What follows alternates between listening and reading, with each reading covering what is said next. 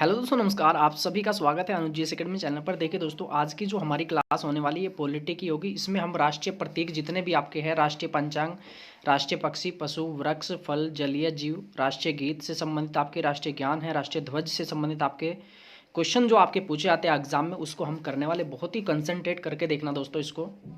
और हमारी जितनी भी आपकी टॉपिक वाइज क्लास होगी आपको जो है प्ले लिस्ट में मिल जाएगी। और दोस्तों देखिएगा, यहाँ पे आपका जो कला वर्ग से जो है बीएड एंट्रेंस की तैयारी करे तो उनके लिए चक्षु पब्लिकेशन की ये जो है आपकी प्रैक्टिस सेट आ चुका है। तो इसमें आपको 15 जो है प्रैक्टिस सेट मिलेंगे और पिछले 5 वर्षों के आपको 16 पेपर मिल जाएंगे। तो काफ़ी अच्छा ये प्रैक्टिस सेट और पूरा आपका सिलेबस के अकॉर्डिंग है, देखिएगा इसमें। और यहाँ पे देखिएगा, ये आपका इंडेक्स है, इसमें 2021, 20, 19, 18, 17 का आपको पेपर देखने को मिलेगा। और इसमें देखिएगा जो आपका पेपर आया था पिछले वर्ष आपका 2021 में, ये भी आपको इसमें मिलने वाला है। तो आप इसको जो है ले सकते हो और अपनी तैयारी को और बेहतर कर सकते हैं। और इस सोल्ड पेपर में आपको जो है हर एक क्वेश्चन का एक्सप्लेनेशन भी देखने को मिलेगा। और दोस्तों देखिएगा, यहाँ पे चक्षु पब्लिकेशन का प्रैक्टिस सेट के साथ साथ जो है स्टडी गाइड बुक भी आती है। तो आप इस जो है गाइड बुक को भी ले सकते हैं। इसमें भी आपको पिछले 5 वर्षों के आपको 16 पेपर देखने को मिलेंगे। और ये आपको प्रैक्टिस सेट और आपका स्टडी गाइड बुक किसी भी बुक स्टोर से मिल जाएगा। बाकी आप ऑनलाइन मंगाना चाहते हैं तो डिस्क्रिप्शन में लिंक है, वहाँ से जाके आप इसको जो है ऑनलाइन जो है मंगा सकते हो। और इससे जो अपनी तैयारी और बेहतर आप कर सकते हैं। चलिए दोस्तों देख लेते हैं। यहाँ पे देखिएगा, इसमें आपके जो भी आपकी राष्ट्रीय प्रतीक है इनसे क्वेश्चन आपका पूछा जाता है आपके हर एक एग्जाम में। और आपका जो भी ये बीएड इंटेंस है तो इसमें आपको काफ़ी जो है कुछ क्वेश्चन इसमें पॉलिटी का देखने को मिलेगा। तो चलिएगा देख लेते हैं। सबसे पहले आपका राष्ट्रीय पंचांग आपका यहाँ पे कनिष्क के 78 ईस्वी पर जो आपका शक संवत है, कनिष्क का जो शक संवत है, ये आपका जो उस पर आधारित राष्ट्रीय पंचांग है, इसको भारत सरकार जो आज भी अपनाती है। और ये किस पे आधारित है? ग्रेगोरियन कैलेंडर पर ये जो है आधारित है। आपसे क्वेश्चन पूछेगा कि राष्ट्रीय पंचांग आपका, ठीक है, जो आपका शक संवत है, इसका पहला और आपका अंतिम माह कौन सा है? पहला कौन सा है और आपका अंतिम कौन सा है? तो इसमें देखिएगा, पहला हो जाएगा आपका चैत्र और अंतिम हो जाएगा आपका फागुन। तो इसको ऐसे भी याद रख सकते हैं आपका चैफा, ठीक है, प्रथम और आपका अंतिम। प्रथम हो जाएगा आपका चैत्र और अंतिम हो जाएगा आपका फागुन, ठीक है।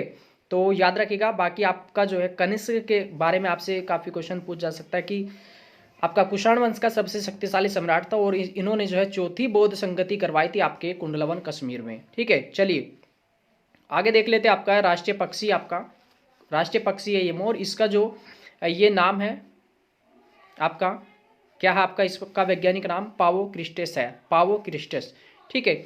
याद रखिएगा, पावो क्रिस्टेस इसका नाम है। इसके बाद देख लेते हैं यहाँ पे पशु, आपका पशु है, राष्ट्रीय पशु कौन सा है? बाघ है। इसको बोलते हैं आपका पैंथरा टाइग्रिस, पैंथरा टाइग्रिस। अगर आपसे क्वेश्चन पूछा है कि आपका बाघ परियोजना कब चली?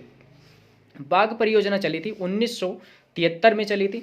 इसकी एक जो है आप सर्च कर लेना इसमें कि आपका वर्तमान में इनकी संख्या कितनी है भारत के अंदर, ठीक है। ये क्वेश्चन आप जो है जरूर सर्च करिएगा। अगला क्वेश्चन यहाँ पे देख लेते हैं। आपका जो राष्ट्रीय वृक्ष है, ठीक है, जो बरगद है, इसमें इसका नाम क्या है? देखिएगा, इसका जो नाम है ये है आपका फाइकस बेंगालेसिस, आपका फाइकस बेंगालेसिस। तो आपसे क्वेश्चन पूछा जाएगा। बाकी आपकी फल की बात करें तो ये हो जाएगा आपका राष्ट्रीय फल कौन सा है? आम है। इसका वैज्ञानिक नाम क्या है? इसका है मैनिगोफेरा इंडिका, ठीक है। कभी कभी आपसे क्वेश्चन पूछ लेगा कि इसका आपको ऑप्शन दिया जाएगा इंडिका मैनिगोफेरा या मैनिगो इंडिका फेरा, ठीक है। ये हो जाएगा आपका मैनिगोफेरा इंडिका। इसके अंदर विटामिन कौन से पाए जाते हैं? आपका कैड, यानी कि आपका vitamin C, vitamin A, vitamin D. इनका जो है ये भी देख लेना, इनका रासायनिक नाम क्या है, ठीक है। जैसे आपका विटामिन सी का हो जाएगा आपका इसमें एस्कॉर्बिक एसिड, बाकी आपका ए का हो जाएगा आपका रेटिनॉल, डी का हो जाएगा कैल्सीफेरोल, ठीक है। इनकी कमी से होने वाले रोग, जैसे आपका सी की कमी से होगा आपका स्कर्वी, ए का हो जाएगा रतौंधी और डी से हो जाएगा आपका जैसे हड्डी का कमजोर होना या आपका रिकेट्स आपका, ठीक है, सूखा रोग। चलिए इसके बाद देख लेते हैं आपका राष्ट्रीय जलीय जीव कौन सा है?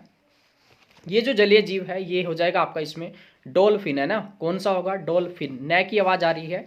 तो ये जलीय जीव घोषित कब हुआ था? तो ये 9 में ही हुआ था आपका 2009 में, ठीक है, याद रखिएगा। और ये देखिएगा, इसको क्यों जलीय जीव घोषित किया? क्योंकि देखिएगा गंगा पवित्र नदी है भारत की और गंगा की सफाई के लिए ये जानी जाती है। याद रखिएगा, गंगा की सफाई के लिए जानी जाती है। और आपसे क्वेश्चन पूछा जाएगा कि आपकी डॉल्फिन की जो संख्या ज़्यादा है कहाँ पे है? तो ये है आपकी गंगा नदी में आपकी, ठीक है। और गंगा क्या है, सबसे लंबी नदी है भारत की, और ये कितने किलोमीटर की है, 2525 किमी की है। चलिए इसके बाद यहाँ पे देख लेते आगे, इसमें जो है राष्ट्रीय गीत, यहाँ पे थोड़ा सा मैं इसको यहाँ पे कर देता हूँ, राष्ट्रीय गीत। एक सेकंड भाई, थोड़ा सा इसमें देख लेते हैं राष्ट्रीय गीत के बारे में। राष्ट्रीय गीत जो है ये कब अपनाया गया, तो ये अपनाया गया था 24 जनवरी 1950। ठीक है, तो यहाँ पे देखिएगा जो राष्ट्रीय गीत है, गीत बहुत बड़ा है, बड़े का मतलब है BD, है ना, BD का मतलब हो जाएगा 2 और आपका ये 4, तो बड़ा हो जाएगा। 24 जनवरी 1950 को अपनाया गया। राष्ट्रीय गीत किसके द्वारा लिखा गया, ये लिखा गया था बंकिम चंद्र चटर्जी के द्वारा। ठीक है, और ये आपका जो है, और ये राष्ट्रीय गीत आपका किससे ले गया, आपका ये ले गया आनंद मठ से, है ना, और ये किसने लिखा था, ये आपका बंकिम चंद्र चटर्जी ने। इसके बाद देखिएगा इसको गाने का जो समय है कितना है, तो ये हो जाएगा 1 मिनट 5 सेकंड का समय जो है इसको गाने में लगता है। जैसे आपका राष्ट्रीय गान में आपका 52 सेकंड, सांस्कृतिक समय की बात करें तो आपका 20 सेकंड लगता है। इसके बाद देखिएगा भारतीय संसद के अधिवेशन की समाप्ति पर जो है ये राष्ट्रीय गीत गाया जाता है। इसी के साथ साथ देखिएगा सर्वप्रथम 1896 में कांग्रेस अधिवेशन में जो है रहीमतुल्ला सियानी की जो है अध्यक्षता में ये गाया गया था। कब गाया गया था ये राष्ट्रीय गीत, सबसे पहली बार 1896 में, याद रखिएगा। ठीक है, इसका ये जो आपका ये क्वेश्चन है ना, ये कि कब अपनाया गया, ये मैन है आपका। ठीक है, और ये किससे लेगा, आपका आनंद मठ से बंकिम चंद्र चटर्जी के द्वारा जो लिखित था। और ये जो आनंद मठ है ये आपका, ये इसमें किस चीज़ की चर्चा हुई थी, और भी आपका अंग्रेजी शासन की और बंगाल में जमींदारों का जो शोषण हो रहा था उसकी जो चर्चा है आपकी आनंद मठ में है। ठीक है, चलिए इसके बाद यहाँ पे थोड़ा सा इसके बारे में, जैसे ओकार नाथ जो ठाकुर है ये जो है इसके प्रथम गायक थे। बाकी श्री अरविंदो ने इनका जो है अंग्रेजी में अनुवाद किया, ऐसे अरविंदो ऐसे अंग्रेजी में अनुवाद। बाकी इसके बाद आरिफ मोहम्मद खान ने इसको उर्दू में अनुवाद किया। ठीक है, अनुवाद किया था। सीधा सीधा लग रहा है कि आरिफ ने किस में किया था, उर्दू में, अरविंद ने किस में किया था, आपका अंग्रेजी में। ठीक है, और ओकार नाथ ने सर्वप्रथम जो है इसको गाया था। चलिए इसके बाद यहाँ पे देख लेते हैं। ठीक है, 2 सन याद रखना, एक आपका एक ज्ञान गान और एक आपका गीत। ज्ञान गीत बहुत बड़े हैं, बड़े का मतलब है आपका, बी का मतलब है आपका 2 और डी का मतलब है 4, यानी कि दोनों के दोनों 24 जनवरी 1950 को ये अपनाए गए थे। राष्ट्रीय गान देख लेते हैं इसके बारे में। ये आपका जो है किसके द्वारा रचित है, ये आपका रविंद्रनाथ टैगोर जी द्वारा रचित है और ये बंगला में रचित था। ठीक है, कब अपनाया गया, 24 जनवरी 1950।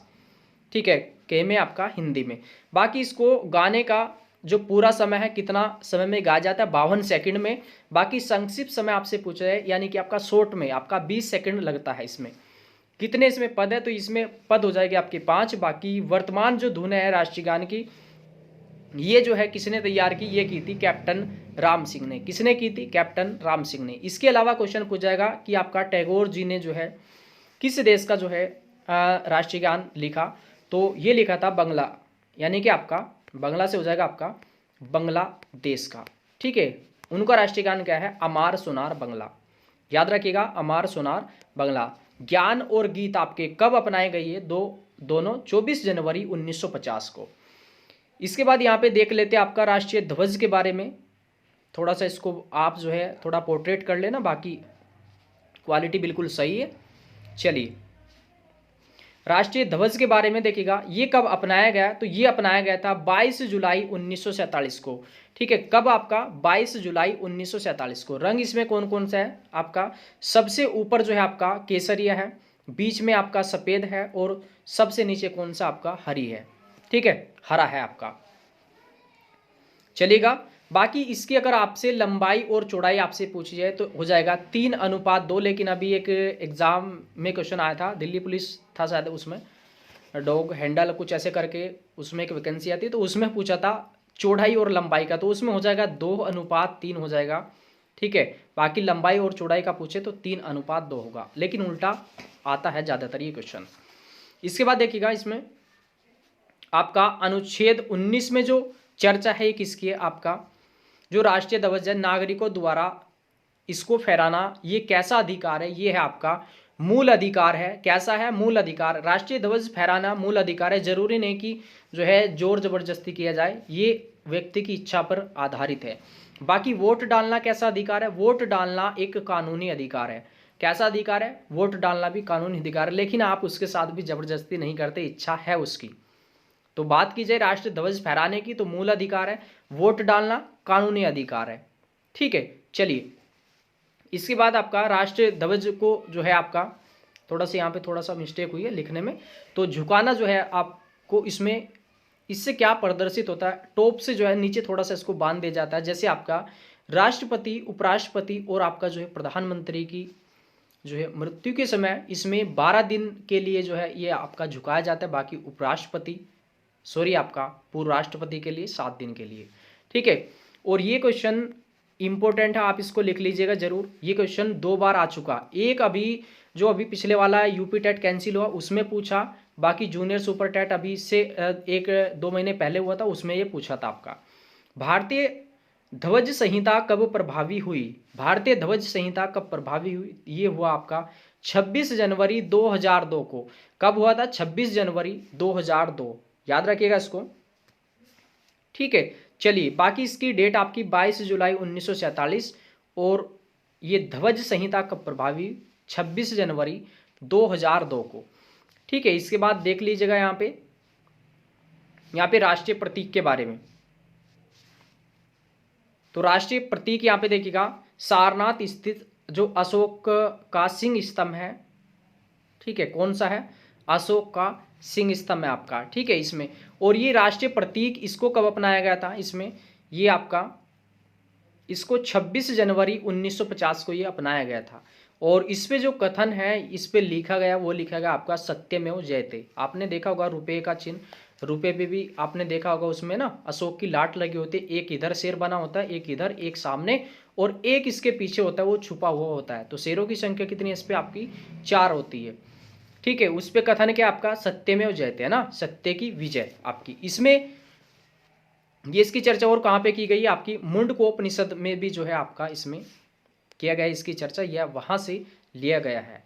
चलिए इसके बाद देख लेते हैं आपका राजभाषा आपकी।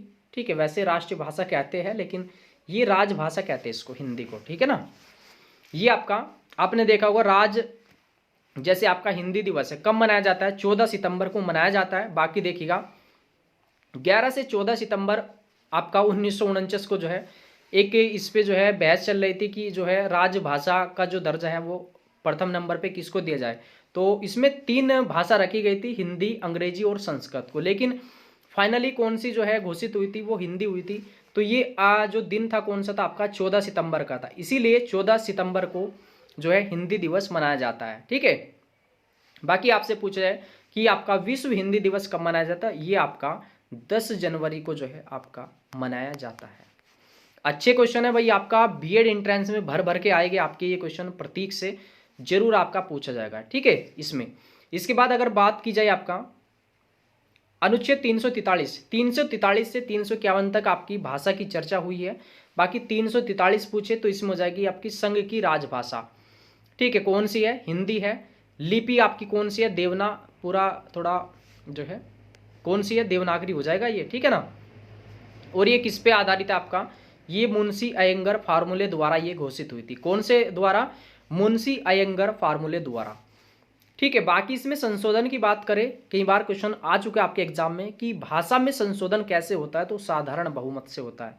साधारण बहुमत से होता है। कैसे? साधारण बहुमत से। पहले आपकी ये जो भाषा थी राजभाषा में, पहले 14 थी, वर्तमान में कितनी आपकी? 22 है। वर्तमान में कितनी है? 22 है। और आपको ये भी मालूम है कि कौन कौन सी 22 है आपकी। ठीक है, और इसमें जो आपके भाषा में है आपके 3 संशोधन हो चुके हैं आपके 21, 71, 92। ये आप सभी को याद हो गए होंगे, 21, 71, 92। ठीक है, 21 में आपकी 21वें में कितनी भाषा जुड़ी थी? 1 भाषा जुड़ी थी। 71वें में आपका 3 भाषा जुड़ी थी, और 92वां जो संविधान संशोधन था इसमें आपकी 4 भाषा जुड़ी थी। सभी को मालूम होगा और हम लाइव क्लास में भी इसकी चर्चा कर चुके हैं। ठीक है, चलिएगा और क्या क्वेश्चन पूछा जा सकता है आपका इसमें?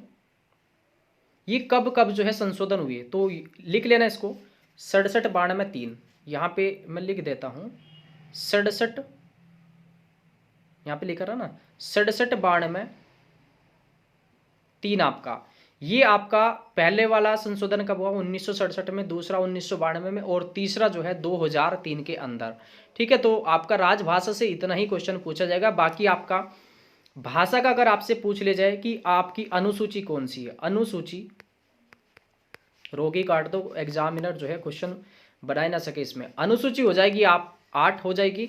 अगर भाग की बात कर ले इसमें तो भाग हो जाएगा इसमें आपका 17। आप सभी को मालूम होगा कि भाषा को क्या कहते हैं हम, लैंग्वेज कहते हैं। लैंग्वेज में गिनोगे आपका LANGUAG तो कितने हो जाएंगे, 8 हो जाएंगे। ठीक है, भाग कौन सा हो जाएगा, भाग हो जाएगा 17। अगर हम 17 को जोड़ दे जाए 1 + 7 कितना हो जाएगा 8। आसानी से याद रख सकते हैं ना इसको, चलेगा। भाषा से संबंधित आपका कोई क्वेश्चन नहीं पूछा जाएगा। बाकी ये जो टॉपिक है ना संविधान के मूल स्रोत, तो थोड़ा सा वीडियो बड़ा हो जाएगा। ठीक है, 10 से 15 मिनट का आप आसानी से क्लास जो है ये कर लेते हो। राजभाषा पढ़ा, राष्ट्रीय प्रतीक पढ़ा इसमें, राष्ट्रीय ध्वज पढ़ा इसमें। ठीक है, और राष्ट्रीय ज्ञान के बारे में, और यहाँ पे राष्ट्रीय गीत, राष्ट्रीय आपका जलीय जीव, फल है आपका। ठीक है, जैसे ये है आपका, जैसे जलीय जीव है कौन सा है, डॉल्फिन है। डॉल्फिन न की आवाज आ रही है तो 2009 आपका। ठीक है, सीधा सीधा आप ऐसे याद रख सकते हो। वृक्ष पढ़ा, पशु पढ़ा, राष्ट्रीय पक्षी पढ़ा, पंचांग पढ़ा, और ये आज का जो हमारा टॉपिक है ये आपका जो है क्लियर हो गया दोस्तों। और अच्छे से आप इसको जो है शेयर कर दीजिएगा, और अपना एक शॉर्ट नोट्स ऐसे ही तैयार करें। कम से कम आपका संविधान का 30 से 35 पेज का नोट्स रेडी हो जाए, जिससे कि आपका एग्जाम में छोटे से छोटा टॉपिक आप फिनिश कर सको और कोई क्वेश्चन आपका एग्जाम में बाहर ना आए। ठीक है, बाकी शाम के समय जो लाइव क्लास होती है, आज हमारी लाइव क्लास नहीं हो पाएगी, किसी वजह से जो है मुझे थोड़ा सा कहीं जाना पड़ रहा है। ठीक है, बाकी मैं ग्रुप में भी आपका एक मैसेज डाल दूंगा थोड़े समय के बाद ही। अच्छे से इसको कर लीजिएगा। बाकी हमारी काफ़ी सारी क्लास आ चुकी है आपकी यूट्यूब पर, टॉपिक वाइज आपको प्ले लिस्ट में मिल जाएगी। नोट्स रेडी करते रहिए और मेहनत करते रहिए लगातार। ठीक है, चलिए बाय बाय, अच्छे से और जो है मेहनत करते रहिए।